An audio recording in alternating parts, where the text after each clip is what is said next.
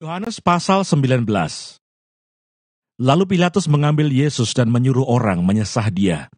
Prajurit-prajurit menganyam sebuah mahkota duri dan menaruhnya di atas kepalanya. Mereka memakaikan dia jubah ungu, dan sambil maju ke depan, mereka berkata, "Salam, hai Raja orang Yahudi." Lalu mereka menampar mukanya.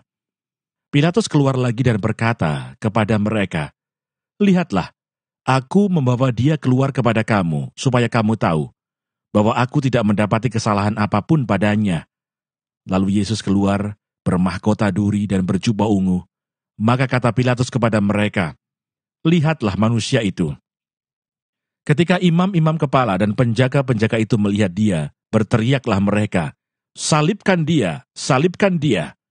Kata Pilatus kepada mereka, "Ambil dia dan salibkan dia, sebab aku tidak mendapati kesalahan apapun padanya."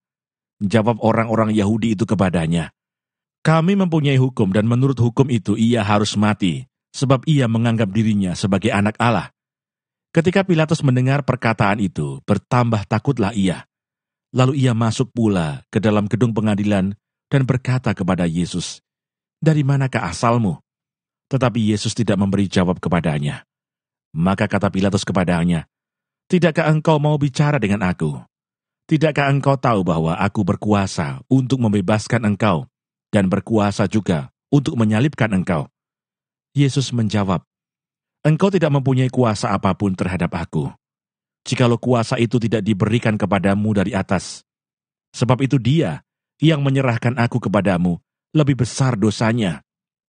Sejak itu Pilatus berusaha untuk membebaskan dia, tetapi orang-orang Yahudi berteriak, "Jikalau engkau membebaskan dia, engkau bukanlah sahabat Kaisar. Setiap orang yang menganggap dirinya sebagai raja, ia melawan Kaisar." Ketika Pilatus mendengar perkataan itu, ia menyuruh membawa Yesus keluar, dan ia duduk di kursi pengadilan, di tempat yang bernama Litostrotos, dalam bahasa Ibrani, Gabata. Hari itu ialah hari persiapan Paskah, kira-kira jam 12. Kata Pilatus kepada orang-orang Yahudi itu, "Inilah rajamu." Maka berteriaklah mereka, enyahkan dia, salibkan dia." Kata Pilatus kepada mereka, "Haruskah aku menyalibkan rajamu?" Jawab imam-imam kepala, "Kami tidak mempunyai raja selain daripada Kaisar." Akhirnya Pilatus menyerahkan Yesus kepada mereka untuk disalibkan. Yesus disalibkan. Mereka menerima Yesus sambil memikul salibnya. Ia pergi keluar ke tempat yang bernama Tempat Tengkorak, dalam bahasa Ibrani, Golgota. Dan di situ ia disalibkan mereka. Dan bersama-sama dengan dia disalibkan juga dua orang lain, sebelah menyebelah. Yesus di tengah-tengah, dan Pilatus menyuruh memasang juga tulisan di atas kayu salib itu, bunyinya, "Yesus orang Nazaret, Raja orang Yahudi." Banyak orang Yahudi yang membaca tulisan itu, sebab tempat di mana Yesus disalibkan letaknya dekat kota, dan kata-kata itu tertulis dalam bahasa Ibrani, bahasa Latin, dan bahasa Yunani. Maka kata imam-imam kepala orang Yahudi kepada Pilatus, "Jangan engkau menulis Raja orang Yahudi, tetapi bahwa ia mengatakan, 'Aku adalah Raja orang Yahudi.'" Jawab Pilatus, "Apa yang kutulis tetap tertulis." Sesudah prajurit-prajurit itu menyalibkan Yesus, mereka mengambil pakaiannya, lalu membaginya menjadi 4 bagian, untuk tiap-tiap prajurit 1 bagian, dan jubahnya juga mereka ambil. Jubah itu tidak berjahit, dari atas ke bawah hanya 1 tenunan saja. Karena itu mereka berkata seorang kepada yang lain, "Janganlah kita membaginya menjadi beberapa potong, tetapi baiklah kita membuang undi untuk menentukan siapa yang mendapatkannya. Demikianlah hendaknya supaya genaplah yang ada tertulis dalam kitab suci. Mereka membagi-bagi pakaianku di antara mereka, dan mereka membuang undi atas jubahku." Hal itu telah dilakukan prajurit-prajurit itu. Dan dekat salib Yesus berdiri ibunya dan saudara ibunya Maria, istri Klopas dan Maria Magdalena.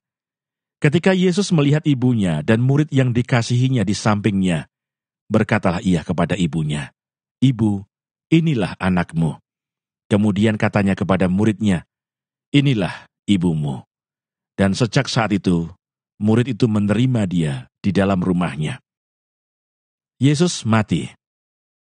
Sesudah itu karena Yesus tahu bahwa segala sesuatu telah selesai, Berkatalah ia, supaya genaplah yang ada tertulis dalam kitab suci.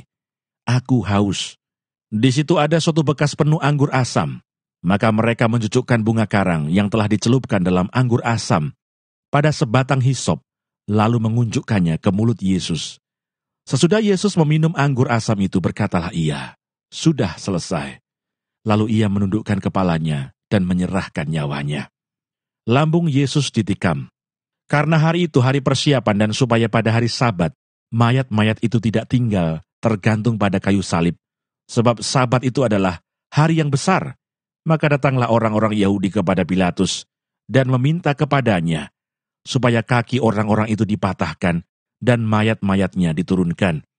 Maka datanglah prajurit-prajurit lalu mematahkan kaki orang yang pertama dan kaki orang yang lain yang disalibkan bersama-sama dengan Yesus. Tetapi ketika mereka sampai kepada Yesus dan melihat bahwa ia telah mati, mereka tidak mematahkan kakinya. Tetapi seorang dari antara prajurit itu menikam lambungnya dengan tombak, dan segera mengalir keluar darah dan air. Dan orang yang melihat hal itu sendiri, yang memberikan kesaksian ini, dan kesaksiannya benar, dan ia tahu bahwa ia mengatakan kebenaran, supaya kamu juga percaya. Sebab hal itu terjadi supaya genaplah yang tertulis dalam kitab suci, tidak ada tulangnya yang akan dipatahkan. Dan ada pula nas yang mengatakan, mereka akan memandang kepada dia yang telah mereka tikam. Yesus dikuburkan. Sesudah itu Yusuf dari Arimatea, ia murid Yesus, tetapi sembunyi-sembunyi karena takut kepada orang-orang Yahudi, meminta kepada Pilatus supaya ia diperbolehkan menurunkan mayat Yesus. Dan Pilatus meluluskan permintaannya itu. Lalu datanglah ia dan menurunkan mayat itu. Juga Nikodemus datang ke situ. Dialah yang mula-mula datang waktu malam kepada Yesus. Ia membawa campuran minyak mur dengan minyak gaharu, kira-kira 50 kati beratnya. Mereka mengambil mayat Yesus, mengapaninya dengan kain lenan, dan membubuhinya dengan rempah-rempah menurut adat orang Yahudi bila menguburkan mayat. Dekat tempat di mana Yesus disalibkan, ada suatu taman, dan dalam taman itu ada suatu kubur baru, yang di dalamnya belum pernah dimakamkan seseorang. Karena hari itu hari persiapan orang Yahudi, sedang kubur itu tidak jauh letaknya, maka mereka meletakkan mayat Yesus ke situ. Yohanes pasal 20. Kebangkitan Yesus. Pada hari pertama minggu itu, pagi-pagi benar ketika hari masih gelap, pergilah Maria Magdalena ke kubur itu, dan ia melihat bahwa batu telah diambil dari kubur. Ia berlari-lari mendapatkan Simon Petrus dan murid yang lain yang dikasihi Yesus dan berkata kepada mereka, Tuhan telah diambil orang dari kuburnya dan kami tidak tahu di mana ia diletakkan. Maka berangkatlah Petrus dan murid yang lain itu ke kubur. Keduanya berlari bersama-sama. Tetapi murid yang lain itu berlari lebih cepat daripada Petrus sehingga lebih dahulu sampai di kubur. Ia menjenguk ke dalam dan melihat kain kapan terletak di tanah. Akan tetapi ia tidak masuk ke dalam. Maka datanglah Simon Petrus juga menyusul dia dan masuk ke dalam kubur itu. Ia melihat kain kapan terletak di tanah, sedang kain peluh yang tadinya ada di kepala Yesus tidak terletak dekat kain kapan itu, tetapi agak di samping, di tempat yang lain, dan sudah tergulung. Maka masuklah juga murid yang lain yang lebih dahulu sampai di kubur itu, dan ia melihatnya dan percaya. Sebab selama itu mereka belum mengerti isi kitab suci yang mengatakan bahwa ia harus bangkit dari antara orang mati. Lalu pulanglah kedua murid itu ke rumah. Yesus menampakkan diri kepada Maria Magdalena. Tetapi Maria berdiri dekat kubur itu dan menangis. Sambil menangis ia menjenguk ke dalam kubur itu. Dan tampaklah olehnya 2 orang malaikat berpakaian putih, yang seorang duduk di sebelah kepala dan yang lain di sebelah kaki, di tempat mayat Yesus terbaring. Kata malaikat-malaikat itu kepadanya, Ibu, mengapa engkau menangis? Jawab Maria kepada mereka, Tuhanku telah diambil orang, dan aku tidak tahu di mana ia diletakkan. Sesudah berkata demikian, ia menoleh ke belakang dan melihat Yesus berdiri di situ. Tetapi ia tidak tahu bahwa itu adalah Yesus. Kata Yesus kepadanya, Ibu, mengapa engkau menangis? Siapakah yang kau cari? Maria menyangka orang itu adalah penunggu taman, lalu berkata kepadanya, Tuan, Jikalau Tuhan yang mengambil dia, katakanlah kepadaku di mana Tuhan meletakkan dia, supaya aku dapat mengambilnya. Kata Yesus kepadanya, Maria. Maria berpaling dan berkata kepadanya dalam bahasa Ibrani, Rabuni, artinya guru. Kata Yesus kepadanya, janganlah engkau memegang aku, sebab aku belum pergi kepada Bapa. Tetapi pergilah kepada saudara-saudaraku dan katakanlah kepada mereka, bahwa sekarang aku akan pergi kepada Bapakku dan Bapamu, kepada Allahku dan Allahmu.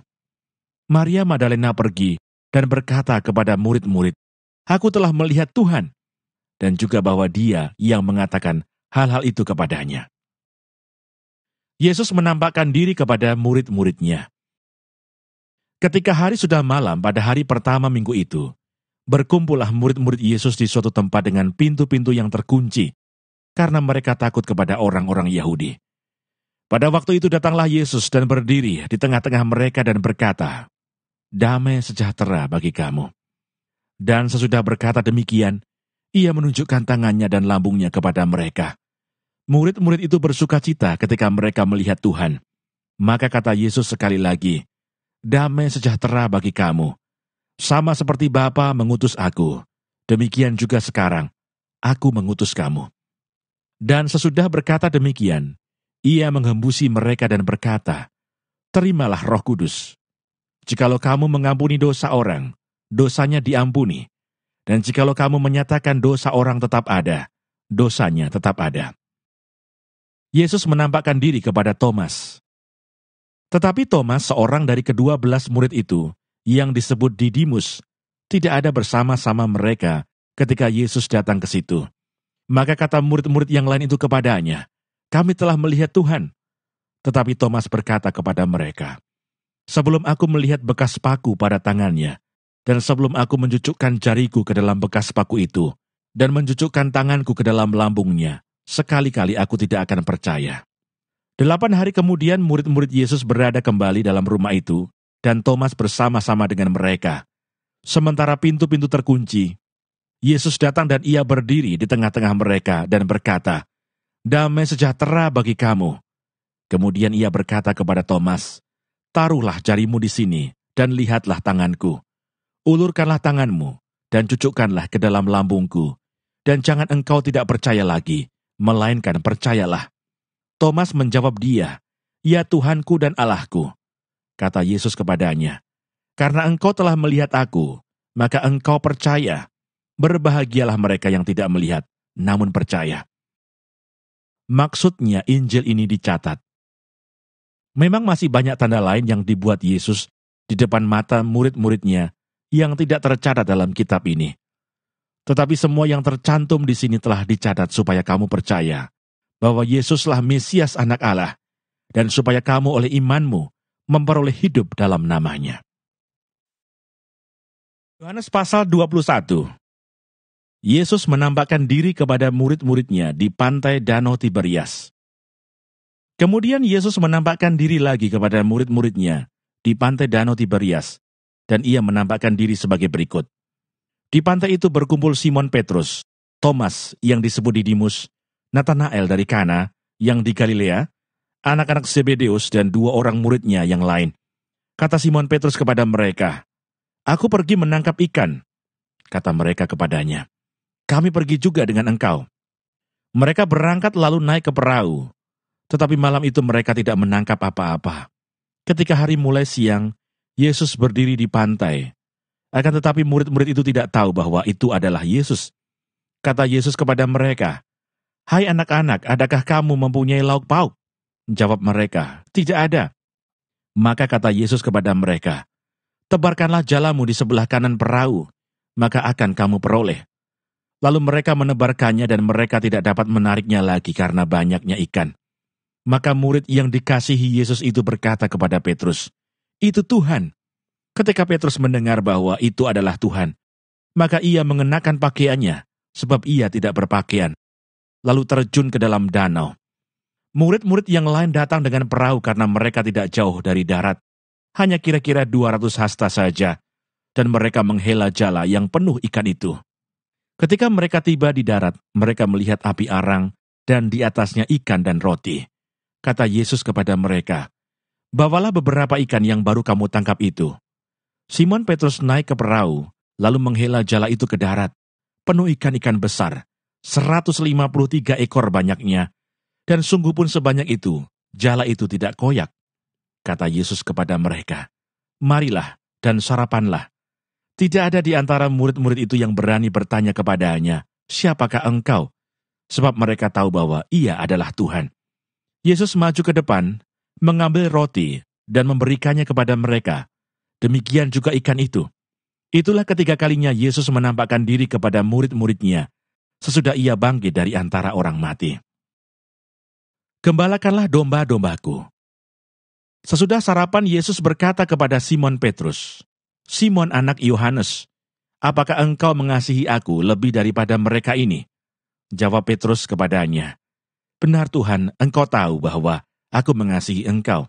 Kata Yesus kepadanya, "Gembalakanlah domba-dombaku." Kata Yesus pula kepadanya untuk kedua kalinya, "Simon anak Yohanes, apakah engkau mengasihi aku?" Jawab Petrus kepadanya, "Benar Tuhan, engkau tahu bahwa aku mengasihi engkau." Kata Yesus kepadanya, "Gembalakanlah domba-dombaku." Kata Yesus kepadanya untuk ketiga kalinya, "Simon anak Yohanes, apakah engkau mengasihi aku?" Maka sedih hati Petrus karena Yesus berkata untuk ketiga kalinya, "Apakah engkau mengasihi aku?" Dan ia berkata kepadanya, "Tuhan, engkau tahu segala sesuatu, engkau tahu bahwa aku mengasihi engkau." Kata Yesus kepadanya, "Gembalakanlah domba-dombaku. Aku berkata kepadamu, sesungguhnya ketika engkau masih muda, engkau mengikat pinggangmu sendiri, dan engkau berjalan kemana saja kau kehendaki. Tetapi jika engkau sudah menjadi tua, engkau akan mengulurkan tanganmu, dan orang lain akan mengikat engkau, dan membawa engkau ke tempat yang tidak kau kehendaki." Dan hal ini dikatakannya untuk menyatakan bagaimana Petrus akan mati dan memuliakan Allah. Sesudah mengatakan demikian, ia berkata kepada Petrus, "Ikutlah aku." Murid yang dikasihi Yesus. Ketika Petrus berpaling, ia melihat bahwa murid yang dikasihi Yesus sedang mengikuti mereka, yaitu murid yang pada waktu mereka sedang makan bersama, duduk dekat Yesus dan yang berkata, "Tuhan, siapakah dia yang akan menyerahkan engkau?" Ketika Petrus melihat murid itu, ia berkata kepada Yesus, "Tuhan, apakah yang akan terjadi dengan dia ini?" Jawab Yesus, "Jikalau aku menghendaki supaya ia tinggal hidup sampai aku datang, itu bukan urusanmu. Tetapi engkau ikutlah aku." Maka tersebarlah kabar di antara saudara-saudara itu, bahwa murid itu tidak akan mati. Tetapi Yesus tidak mengatakan kepada Petrus, bahwa murid itu tidak akan mati, melainkan, "Jikalau aku menghendaki supaya ia tinggal hidup sampai aku datang, itu bukan urusanmu." Kata penutup. Dialah murid yang memberi kesaksian tentang semuanya ini, dan yang telah menuliskannya, dan kita tahu bahwa kesaksiannya itu benar. Masih banyak hal-hal lain lagi yang diperbuat oleh Yesus. Tetapi jikalau semuanya itu harus dituliskan satu persatu, maka agaknya dunia ini tidak dapat memuat semua kitab yang harus ditulis itu.